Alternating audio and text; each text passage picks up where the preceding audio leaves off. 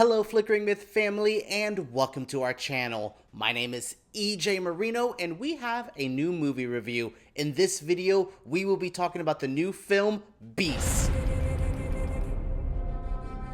In all honesty, I did not know what to expect from Beast. I saw the marketing, I saw what they were trying to do with it, and I was intrigued. I like big animals fighting people movies, like from Jaws to Piranha, Orca, I mean all of them, Anaconda, Deep Blue Sea, Lake Placid. This is a genre that really works for me. I'm usually entertained by these movies, and for the most part, Beast does what it needs to do, but it left me a bit unsatisfied. There was something that just felt like this movie didn't take its full opportunity. I kept waiting for the movie to go above and beyond. We'll talk about what it really needed in a moment, but overall, it was just an okay experience. This definitely feels like a streaming movie, which is not an insult to a movie or anything. It just felt like I was watching it on the big screen, and it really didn't add to the experience. I don't know if the movie just looked a bit cheap, if the stakes were lower, lower scale than I thought, but overall I was just like,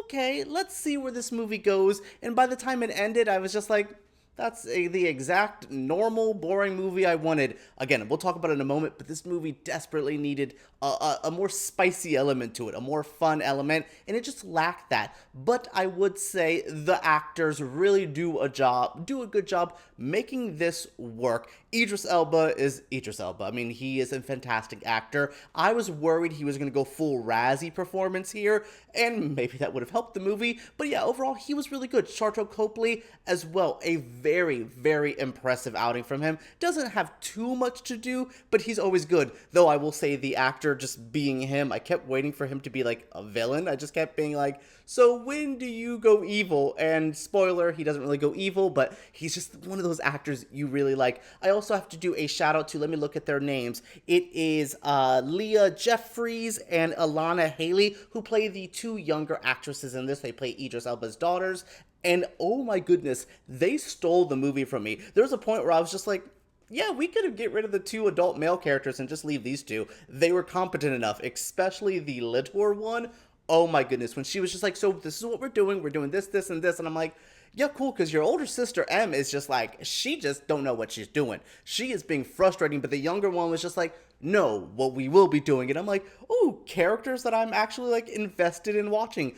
Look, the movie is not perfect, but it does get carried by some really pretty solid acting that makes it that much more enjoyable. The story of Beast is fairly simple. Idris Elba and his daughters and Sharlto all go out to a reservation in the middle of Africa, and they're just trying to experience it.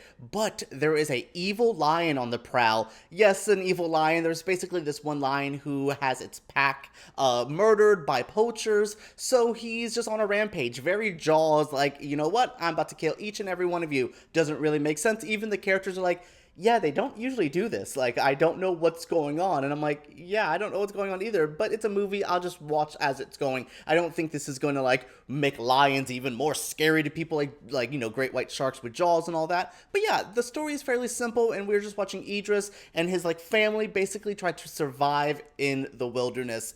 It's a fairly easy plot, but what this movie desperately needed, it really needed to be campy. This movie needed to be a bit more dumb. There was times where it took itself a bit too serious. There's this very, grieving moment where Idris is, he's lost his wife from cancer, so he's grieving the whole movie, and it really tries to be a meditation on grief and how it affects every family member, and I'm like, y'all being a little too serious. I need this to be stupid. And then when the movie has perfect opportunities to be a dumb big animal versus human movie, it really just doesn't go full on that route. I will say a slight little spoiler. There's a moment where things get lit on fire, and I looked over at my critic friend and I said, we're going to get a flaming lion. I swear to God, we're going to get a lion on fire fighting Idris Elba. But it didn't do that. And I know maybe that's weird that I wanted to watch a flaming lion fight Idris Elba, but that's what the movie I was hoping for. I was hoping for a level of over the top, a level of I can't believe what's happening, but it's just so damn entertaining. It sadly doesn't do that.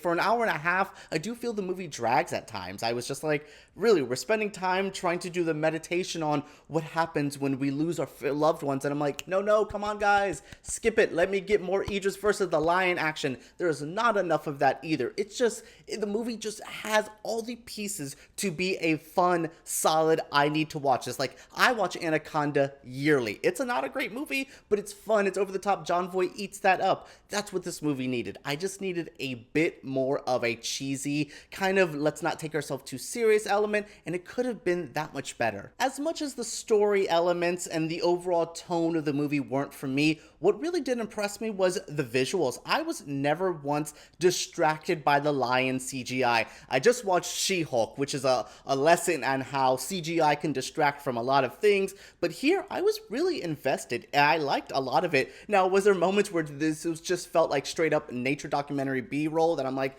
y'all really just paid that little extra B-roll to get some giraffes and some lions and all that. That kind of stuff wasn't my favorite on the technical side, but the camera work was nice. I really liked what they did. The movie looked a little cheap at times, like again, it felt like a streaming movie, but for that element there, I was really impressed with the camera movement. It was always moving. That camera was never on sticks, it felt like. It always was trying to be in the action. A lot of pans, a lot of stuff, which added to that horror element where you would like see the camera pan and you'd be like, oh my god, the lion's gonna be there when they turn the camera, and you would get like hooked on those moments. The jump scares were there as well. The gore, I was really impressed that this movie was as gory as it was. Wish it would have used its R rating just a little bit more, but again, these little moments really kept this from being a complete disaster for me. I walked out a bit on the movie, but now thinking about it, now letting it stew, there is elements that really do work and really have something that doesn't make it a complete dud. This is one that I would definitely suggest to watch on streaming, not go out of your way. This isn't like a big theatrical experience unless you really love Idris and you want to get him more money because